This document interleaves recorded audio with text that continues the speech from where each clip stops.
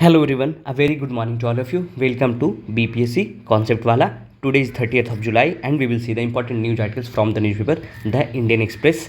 तो आज जैसा कि आप देख रहे होंगे डेट 30 जुलाई है और कल 31 जुलाई हो जाएगा और हमारा ये साल का 6 महीना ख़त्म हो जाएगा. So this is a reminder for those who are not serious in their studies, है ना. तो उनके लिए रिमाइंडर है कि 6 महीना ख़त्म हो चुका है, आप आधा साल गंवा चुके हैं. अगर आप कुछ प्रोडक्टिव काम नहीं किए हैं तो अभी से भी क्या है, कुछ देर नहीं हुआ, 6 महीना बचा हुआ है ये साल में, है ना. Wake up and do some productive work, पढ़िए थोड़ा मन लगा के, तो एग्ज़ाम आने वाला है आपका, है ना. सो आज का हेडलाइन देख लेते हैं. हेडलाइन में वही है कि वहाँ जो राव IAS में के बेसमेंट में जो बच्चे जिनका डेथ हो गया था उनके लिए प्रोटेस्ट चल रहा है और कोचिंग सेंटर वहाँ का जो ब्लेम गेम चल रहा है हाउस में, house sets a pro panel और एक प्रो पैनल बना दिया गया है. ठीक है, ये तो चलता ही रहेगा. आप कल भी बताए थे कि ये जो ब्लेम गेम है वो हम इंडियंस के कहाँ है, रगों में है ना. हम एक दूसरे पे ब्लेम करते हैं, कोई रिस्पॉन्सिबिलिटी लेना नहीं चाहता है ना. जैसे कि आपको एग्जांपल के लिए बताएंगे कि अभी अगर आप आम आदमी पार्टी को आप ब्लेम करेंगे तो आम आदमी पार्टी बोलेगी कि ये किसका काम है, MCD का, और MCD बोलेगा कि MCD हमको काम करने कौन नहीं देता है, LG, और LG किसके हाथ में है, BJP. तो सबका कड़ी किससे है, एक दूसरे से जुड़ा हुआ है. तो क्या कोई एक आदमी जिम्मेवार है, नहीं, इसमें सब कोई जिम्मेवार, हम आप और सब कोई, एक एक आदमी जिम्मेवार है ये ट्रेजेडी के लिए. ठीक है. सो बाकी आगे का जो आज का जो है सब हेडलाइन है, सब हमारा क्या है, पॉलिटिकल न्यूज़ है कि आप इन डॉक MCD स्लैब्स और staff in the rest and brings bulldozers etcetera. आप MLA दुर्गेश पाठक इन CBI excise policy chargesheet etcetera. ये सब कुछ क्या है, पॉलिटिकल न्यूज़ है. तो अपने PPT पे आते हैं और जो हमारे एग्जाम के लिए इंपॉर्टेंट है उसको देखते हैं. Alright, so welcome back again in BPSC concept वाला and we will see the first article today is कि वहाँ क्या है, जो इंक्रोचमेंट है वहाँ राजेंद्र नगर में, तो MCD के द्वारा क्या किया गया है, एंटी इंक्रोचमेंट ड्राइव करवा दिया जा रहा है. जब सब कुछ हम खो चुके हैं, जब कुछ नहीं बचा, जिनका लाइफ चला गया है वो वापस नहीं आ सकता है. हमेशा इंडिया में यही होता है. ठीक है. सो आप लोग, हम लोग सब जब तक सीरियस नहीं होंगे सिस्टम को लेके, एडमिनिस्ट्रेशन को लेके, अपने रिस्पॉन्सिबिलिटी को लेके, तब तक ये सब ट्रेजेडी होता रहेगा. ठीक है.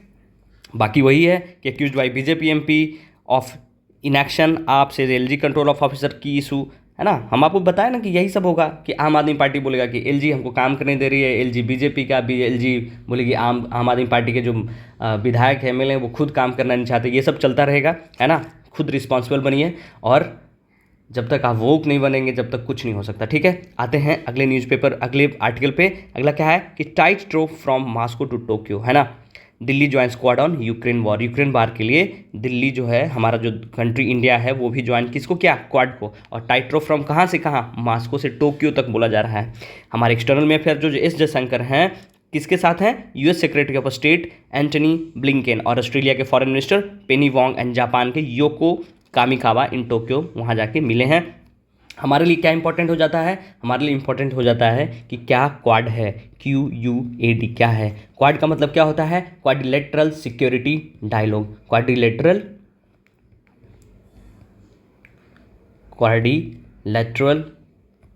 Security dialogue. ठीक है. इसको QSD भी बोलते हैं. ये क्या है, ये एक स्ट्रैटेजिक सिक्योरिटी डायलॉग है. क्या है, स्ट्रैटेजिक सिक्योरिटी डायलॉग. कौन कौन से कंट्री का है, ऑस्ट्रेलिया का है, पेन से लिख दे रहे हैं, ऑस्ट्रेलिया, उसके बाद इंडिया के बाद जापान और US. ये 4 कंट्री का ये ग्रुप है जो किस चीज़ के लिए है, स्ट्रेटेजिक सिक्योरिटी डायलॉग के लिए है. अगर हम बात करेंगे मैप पे देखेंगे तो ये 4 ही कंट्री क्यों है और ये क्यों बनाया गया वो देखेंगे. ठीक है. तो ये देखेंगे आप मैप में कि ये हमारा प्यारा भारत महान है. उसके बाद आप देखेंगे कि ये जापान है, ये ऑस्ट्रेलिया है और ये क्या है, US है. तो ये 4 ही क्यों और ये क्यों किया गया, ये क्या गया कि जो चाइना का जो इन्फ्लुएंस है पैसिफिक ओशन में, है ना, इंडो पैसिफिक ओशन में बढ़ता इन्फ्लुएंस है, उसको कैटर करने के लिए ये 4 कंट्री मिलके क्या किया गया, 4 कंट्री मिलके एक क्वाड बनाया. ठीक है. अब हम बात करें कि ये जो क्वाड है वो कब बना, तो ये इसका जो शुरुआत अगर हम देखेंगे जेनेसिस की तो 2007 से ही इसका शुरुआत है. पहली बार 2007 में बात किया गया था कि हम लोग एक क्या बनाते हैं, क्वाड बनाते हैं, क्वाड्रिलेटरल सिक्योरिटी डायलॉग. अब यहाँ पे आपको समझ में आ जाए कि ये इंडिया है, ये जापान है, ये US है और ये ऑस्ट्रेलिया है. तो इस तरीके का हम एक क्या बना रहे हैं, चेन बना रहे हैं. ठीक है. India, Japan, Australia and US. तो ये क्या करेंगे, आप देखेंगे ये पैसिफिक ओशन है पूरा, ये पूरा पैसिफिक ओशन है। तो इसी में जो ये जो चाइना है उसका जो इन्फ्लुएंस है उसको कैटर करने के लिए हम लोग क्या बनाए थे, ग्रुप बनाए हैं। आप देखेंगे कि इस तरह चारों तरफ से हम इसको क्या कर लिए हैं, घेर लिए हैं। इसीलिए अब ये 2007 में किसके द्वारा प्रपोज किया गया था, जो जापान के उस समय के the then prime minister Shinzo Abe के द्वारा, ठीक है, शिंजो आबे के द्वारा। और वो कहाँ प्रपोज किया गया था, बोला गया था कि एशियन आर्क ऑफ डेमोक्रेसी हम बनाएंगे, ठीक है। उसमें कौन कौन थे, अगर हम बात करें कि जापान के पीएम थे जो शिंजो आबे थे, है ना। इंडिया के प्राइम मिनिस्टर कौन थे, मनमोहन सिंह थे। यूएस के जो वाइस प्रेसिडेंट थे वो कौन थे, डिक चेने। और लेकिन उसमें अगर हम बात करें प्रेसिडेंट कौन थे, तो प्रेसिडेंट थे जॉर्ज बुश, ठीक है, जॉर्ज बुश के समय में। और अगर हम बात करें ऑस्ट्रेलिया के, तो ऑस्ट्रेलिया में कौन से उस समय थे, ऑस्ट्रेलिया के जो प्राइम मिनिस्टर थे वो थे जॉन हॉवर्ड, जॉन हॉवर्ड। तो ये चारों मिलकर प्रपोज किए थे, लेकिन उसमें बन नहीं पाया। ये फाइनली जाके बन कब हुआ, कब बना, रीस्टैब्लिश कब हुआ, ये हुआ 2017 में, ठीक है। जब यूएस के प्रेसिडेंट कौन थे, डोनाल्ड जे ट्रंप, है ना। जापान में कौन थे, शिंजो आबे। और इंडिया में हमारे प्राइम मिनिस्टर मोदी, ठीक है। तो ये जाके क्वाड बना, किस लिए बना, to cater the influence of China. बस यही हमारे लिए इंपॉर्टेंट हो जाता है। आपको इस मैप में उतना ज़्यादा क्लियर नहीं होगा, लेकिन इस मैप से आपको समझ में आओगे कि पैसिफिक ओशन को हम कैसे चारों तरफ से घेर रहे हैं, और ये जो चाइना का जो इन्फ्लुएंस है यहाँ, उसको हम कैटर करने के लिए हम ग्रुप बनाए हैं, और इसको नाम दिए गए हैं सिक्योरिटी डायलॉग। इसका क्रिटिसिज्म ये है कि इसको बोला जाता है कि नाटो जैसा बनाया गया है, लेकिन हम लोग क्या करते हैं, इसको डिनाइल करते हैं कि नाटो जैसा हमारा मिलिट्री कुछ ऐसा नहीं होने वाला है। We are just made this group to cater our strategic security dialogue, right. अब आगे चलते हैं हम। अगला हमारा जो है वो क्या है कि top court refuses to stay high court verdict setting aside 65% Bihar quota law.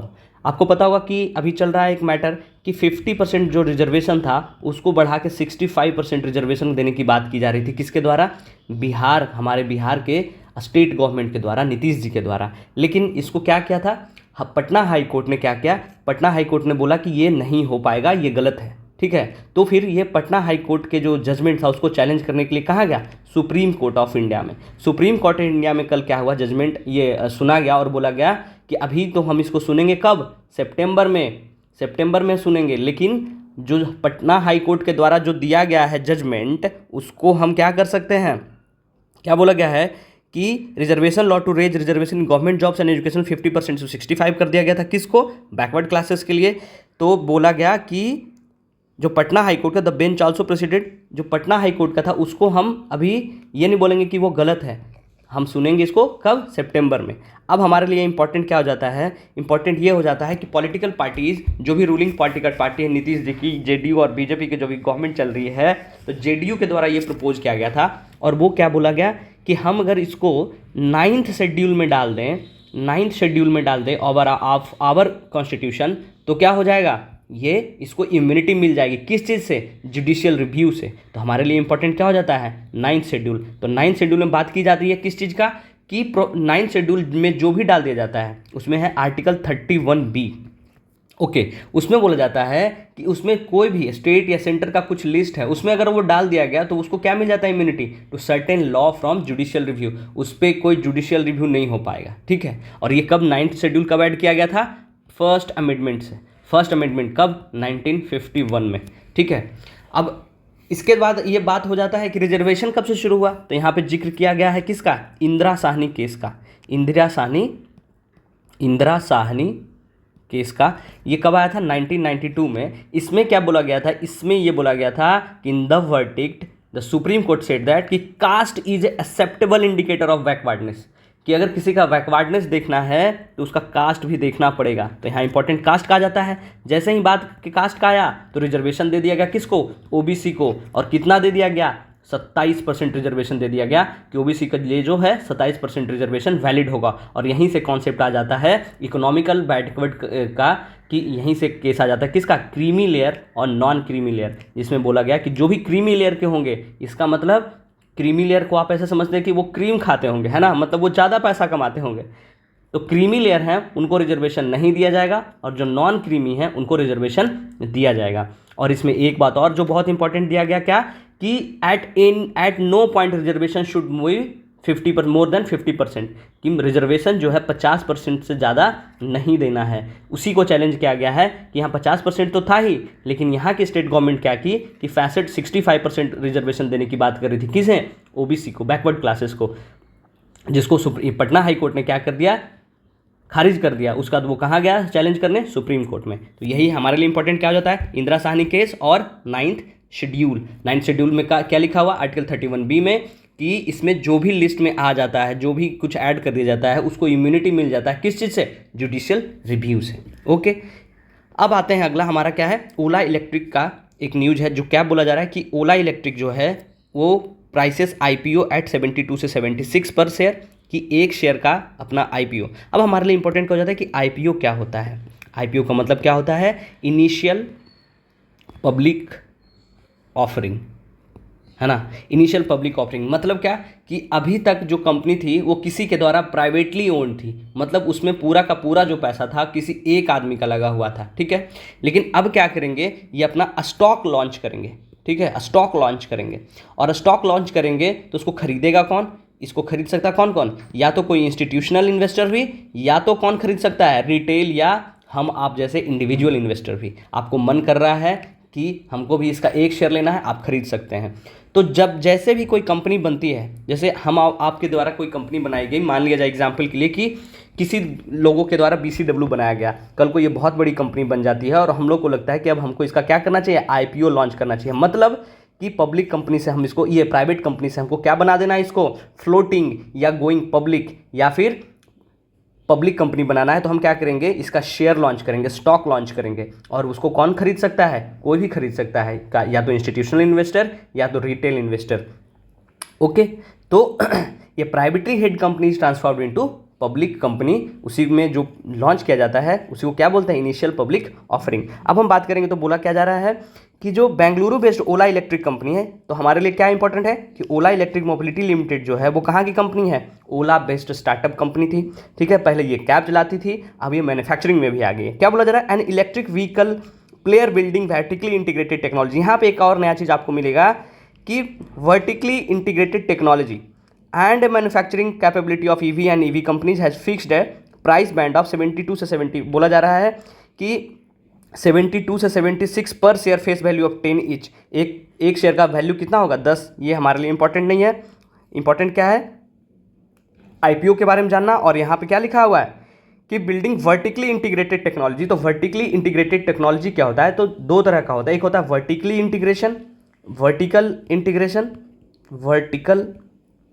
Integration, और दूसरा क्या होता है, हॉरिजॉन्टल इंटीग्रेशन। यहाँ पे लिख दे रहे हैं आपको हम, हॉरिजॉन्टल इंटीग्रेशन।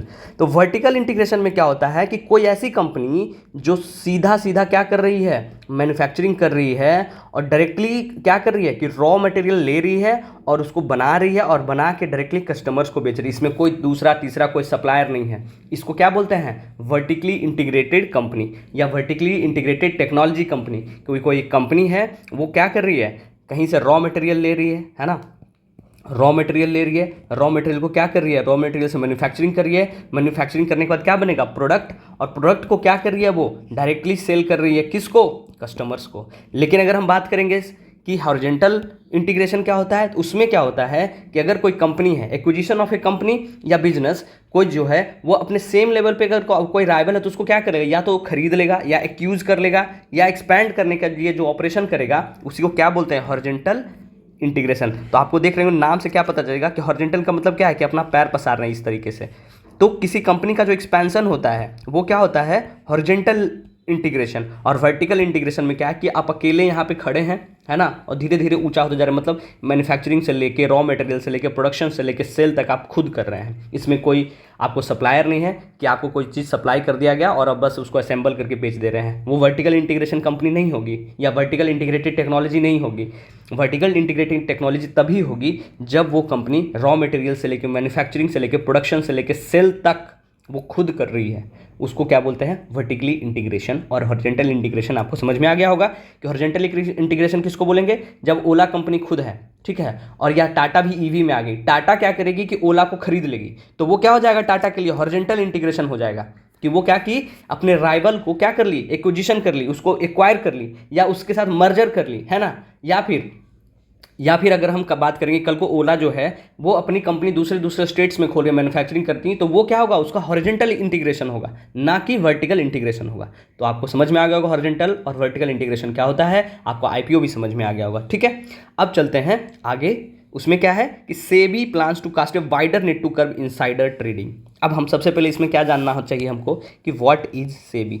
सेबी क्या होता है, आपको पहले भी बताया है कि securities and exchange board of India इसका फुल फॉर्म है। ठीक है, ये पहले क्या था, एक रेगुलेटरी बॉडी था। वो क्या रेगुलेटरी बॉडी किस चीज़ के, कि जो सिक्योरिटी और कम्युनिटी, जो भी share market, stock market, bond, ये सब का जो ध्यान देती है, जिस पर रेगुलेशन होता है, वो किसका होता है, सेबी का होता है। लेकिन इसको 1992 में क्या आया, सेबी एक्ट 1992, और इसको क्या कर दिया गया, एक स्टैट्यूटरी बॉडी बना दिया गया। ठीक है, रेगुलेटरी से। अब ये बात काम किसके अंदर करता है, तो मिनिस्ट्री ऑफ फाइनेंस के अंदर। पैसा का बात जहाँ आएगा वहाँ किस में आ जाएगा, मिनिस्ट्री ऑफ फाइनेंस, और हेडक्वार्टर इसका कहाँ है, मुंबई में। चलिए आपसे एक सवाल पूछते हैं, सेबी की जो चेयरपर्सन है कौन है, आप कमेंट करके हमको बताइएगा। हालांकि आप लोग कमेंट करते नहीं हैं, लेकिन फिर भी हम आपसे पूछ ले रहे हैं कि सेबी के चेयरमैन कौन है, बताइएगा। एग्जाम में बहुत बार ये सवाल आता है कि सेबी जो भी स्टैट्यूटरी बॉडीज़ हैं उसके चेयरमैन कौन है, वो आपको ध्यान रखना है। आपको बता दिए। अब यहाँ पे क्या है कि सेबी जो है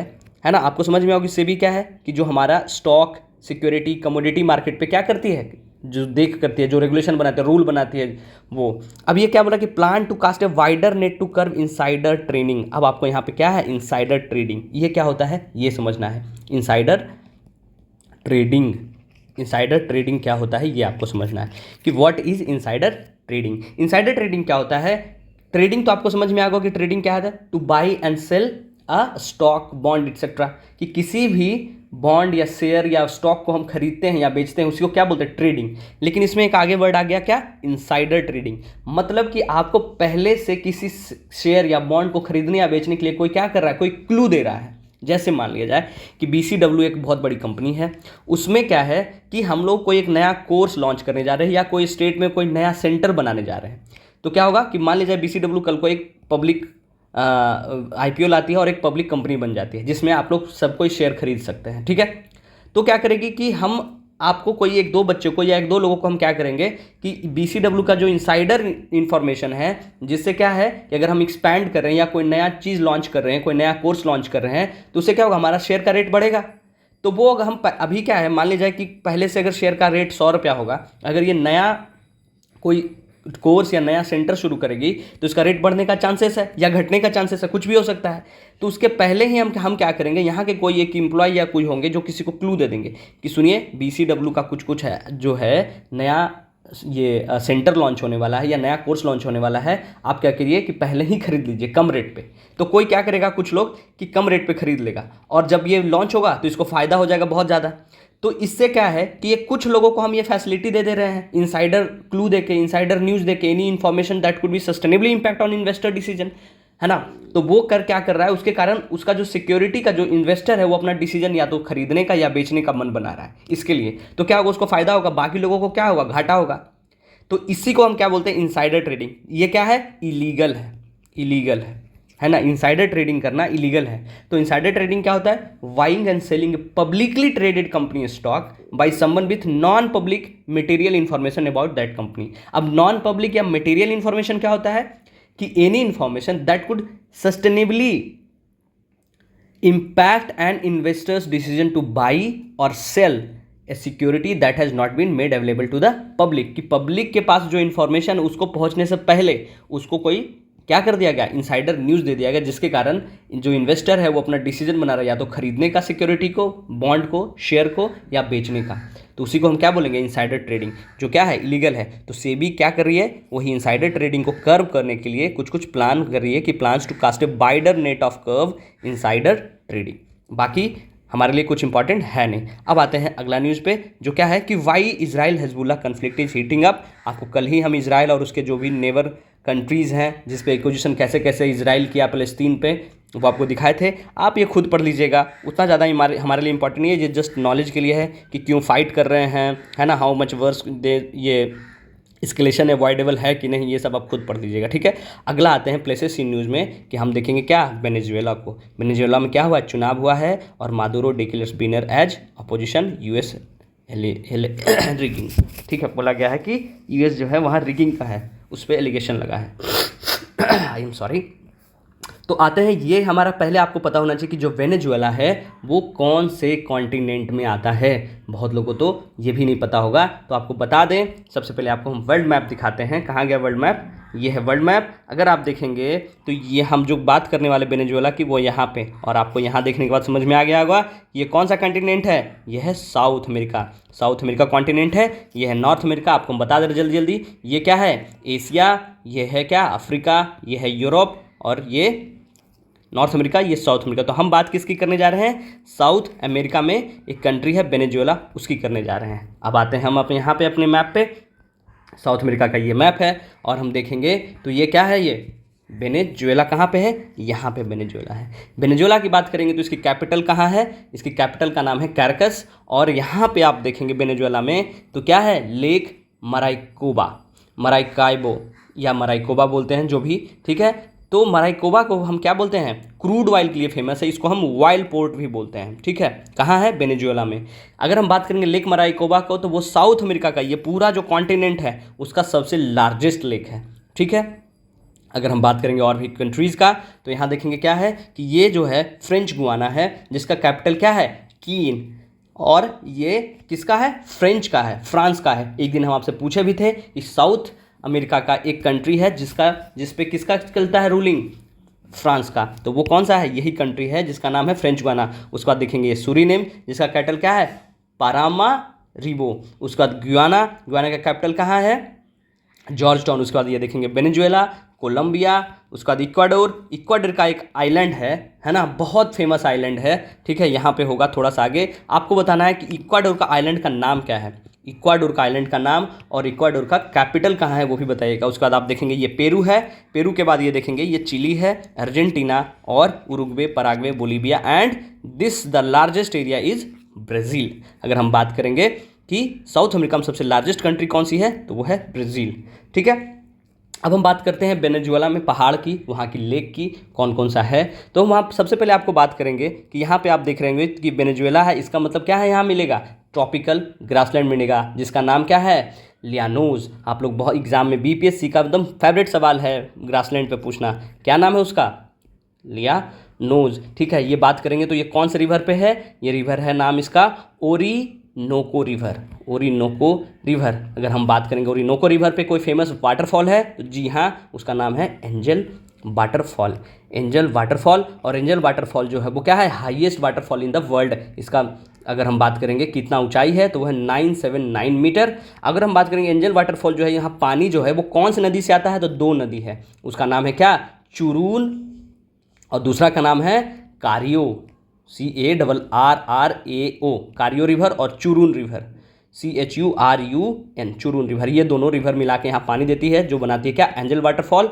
और एंजल वाटरफॉल जो है दुनिया का सबसे ऊंचा वाटरफॉल है। और ये यहीं पे अगल बगल क्या है, ओरियोनो रिवर है, और ओरियोनो रिवर के बगल में क्या है, लियोनोज, जो कि क्या है, एक ट्रॉपिकल ग्रासलैंड है। अगर हम बात करें लेक मराइकोबा का, तो वो लार्जेस्ट लेक है साउथ अमेरिका का। अगर हम बात करेंगे यहाँ पहाड़ की, तो एंडीज़ जो है, एंडीज माउंटेन रेंज वो है, और वो कितने कंट्री से क्रॉस करती है, 7 कंट्री से, जिसमें अगर हम बात करें ब्राज़ील की, तो ब्राज़ील से एंडीज क्रॉस नहीं करती। वो कहाँ से करती है, ब्राज़ील से होते हुए कोलंबिया, कोलंबिया से होते हुए इक्वाडोर, इक्वाडोर से पेरू, पेरू से फिर क्या, चिले, और चिले से अर्जेंटीना में भी टच करती है। ये क्या बोला जाता है कि सबसे longest mountain range in the world है, और बोला जाता है ये 7200 किलोमीटर लंबा है, ठीक है। आपको ध्यान का रखना है कि एंडीज जो है, क्या एंडीज ब्राज़ील को टच करती है, तो इंडीज जो है ब्राज़ील को टच नहीं करती है। अब आपको यहाँ पे एक चीज़ और आपको जानना है क्या, कि लिथियम ट्रायंगल कंट्रीज बनती है, लिथियम ट्रायंगल कंट्रीज है ना, वो 3 कंट्री मिल के बनाया जाता है, ठीक है।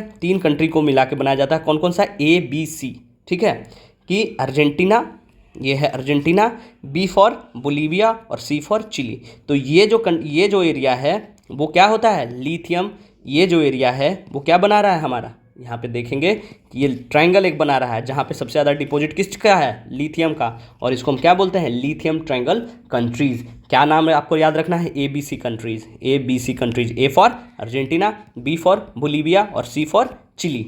ठीक है, आप अर्जेंटीना में, चलिए एक सवाल और पूछ रहे हैं, ज़रूर बताइएगा, एग्जाम में बहुत ज़्यादा पूछता है कि यहाँ का एक ग्रासलैंड बहुत फेमस है, ग्रासलैंड का नाम बताइएगा और ये भी बताइएगा कि वो किस तरीके का है, टेम्परेट है या ट्रॉपिकल है। ठीक है, अर्जेंटीना का ग्रासलैंड का नाम बताइएगा।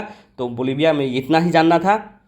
बोलीविया के साथ साथ आपको साउथ अमेरिका का जो भी इंपॉर्टेंट कंट्रीज है वो भी बता दिए हम आपको। ठीक है, सो आज का डिस्कशन हम यहीं ख़त्म करते हैं, मिलते हैं फिर कल, है ना। आपसे जो भी पूछा गया है कमेंट करिए। Okay, thank you so much.